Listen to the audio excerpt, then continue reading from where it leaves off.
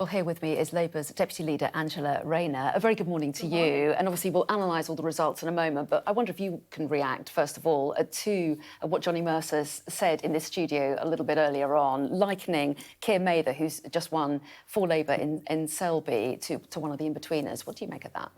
I think the Conservatives need to read the room.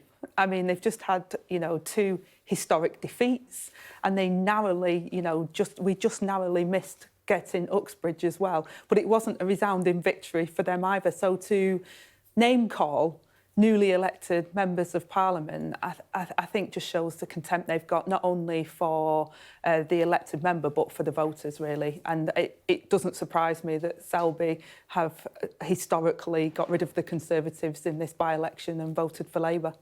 So let's talk about the results. And a bit of a mixed night for Labour. As you say, historic win there in Selby, but you must be disappointed to have lost in Uxbridge. Yeah, I mean, in 1997, when we had one of our biggest victories at that general election, we didn't win Uxbridge, so we knew it was going to be a stretch to get there. And obviously there was a local issue around the ULEZ charge and the level of scrappage for people to be able to do the right thing, and that's something we need to reflect on. But I think if you put that in the context of 13 years of Conservative failure and cost of living crisis at the moment, people were just like, we cannot accept another cost on top of that without the appropriate scrappage so that they could do the right thing. I think people acknowledge that there is a problem and we need to have clean air, and the Conservatives were the ones that started the ULEZ scheme and put us on this track. But both Labour and the Conservatives now need to really reflect on that and come up with a scheme. The Conservatives need to, while they're in government, that will help people make the right decision, because this isn't just about London, this is coming to towns and cities across the whole of the United Kingdom. But it's Labour's mayor that has decided to extend the ULEZ scheme. Did Labour just not listen to voters on this? Well, I think Labour is listening to voters, and the London mayor has been very clear and pushed the government to give more compensation so people can do the right thing. This isn't about giving people, a charge. This is about getting green vehicles on the road so that we can bring down the emissions in London, so that we can get the health of our children in a better place. We've seen asthma and problems because of the emissions. We have to do that. What the Mayor of London's saying, and what we're categorically saying, is that we need to help people do that so that they're not penalised. And I think that's what the people of Uxbridge were saying, and that was a clear message in this by-election. So will Keir Starmer ask the London Mayor, Sadiq Khan, to drop this policy? Well, I think there'll be discussions about the next Labour government. If we were to win a general election, how do we ensure that people can transition and do the right thing so that we can protect people's spaces and that we don't have this problem where we've got dirty roads and areas that are unsafe, and also make sure that people have the appropriate compensation and ability to do the right thing, because otherwise it just becomes a charge for people and it doesn't solve the problem we're trying to resolve. So you say it's a challenge for a future potential Labour government. It's a challenge challenge for anyone who wants to be the next Prime Minister. But you're they've got to find a way through it. Place now. Well, we've got to find a way through that compensates people to make the right changes, because that's the important thing here. Not about charging people, but about getting the dirty vehicles off the road and getting cleaner vehicles on the road. So people want to do the right thing. The challenge is to make sure that we have the appropriate mechanisms to allow that to happen. And that's not right yet. And the Mayor of London has been very clear on that as well. Are there lessons to be learned about green policies? Does it suggest it may not be so easy to sell them to the public? Well, I think the challenge is making sure that actually it's sustainable in terms of good jobs. We've got a programme for government which is around Great British Energy, which will create the jobs in the green industry of the future, which will enable us to meet our net zero targets. We can't stop the world and get off. We know there is a problem with climate change. We've got international obligations as part of that. But the challenge for us, and the solution that Labour's come up with, is about creating the jobs of the future so that we can be part of the solution instead of penalising people for trying to do the right thing.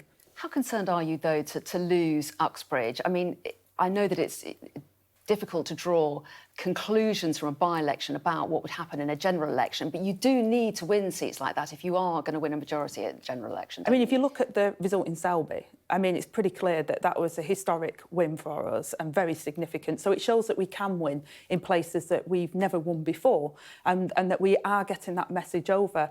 We're not complacent about that. We know there's more to do, and we've got to continue to show the British public that change can happen. We can bring down their bills. We can support the economy of the future. At the moment, we've had 13 years of Conservative failure. We're showing them that Labour can be trusted and can form the next government and change people's lives for the better. That's the important message. And I think the lesson of Uxbridge is to also deal with the problem around emissions and making sure that we have a proper scheme that will allow people to make the right decision. So yes, a very big victory for the Labour candidate in Selby, as you say, but you said the message is getting through there, but actually was the victory down more to a rejection of the Conservative MP who had given up his seat because he didn't get a peerage? Was it more about frustration with the Tories than appreciation of Labour's message? I mean, I think it's both. I think, it was very clear that the people of the UK have had enough. You saw that with the results that the Lib Dems had as well, is that people are fed up with what the Conservatives have done. They crashed the economy. People's living standards and bills have gone through the roof. People are really struggling at the moment. And I think they're starting to look at Labour now and see that we're a credible alternative. We're not taking anything for granted. We're continuing to get us into that position where we come a general election, we can show people we have a fiscally planned programme for government and that we can change people's lives for the better. We've pushed the government even now on things like the windfall tax, which they're still failing to help businesses and households with their energy prices. The mortgage premium, mortgage bombshell that we had because of the crashed economy with Liz Truss. We're showing that we're fiscally responsible and that we have the solutions to help people now and also make us sustainable into the future. If Labour was derailed in Uxbridge by one issue, the ULEZ issue, is there a lesson there that Labour needs to have a clearer offering to the public for them to rally around you so they're voting in a really positive way rather than against the policy? Well, like I say, in terms of the context, like in 1997, we didn't win Uxbridge. It's not a Labour seat. We came very narrowly to gaining it off the Conservatives. We lost by less than 500 votes last night. That has to be a message that even the Conservative candidate has acknowledged that ULEZ was the reason why we didn't win it. It was only a very small victory for them. And we'll continue to put policies forward that's listening to the people across the whole of the United Kingdom to win at a general election. OK, Angela Rayner, we appreciate your time. Thanks so much for coming in. Thank you.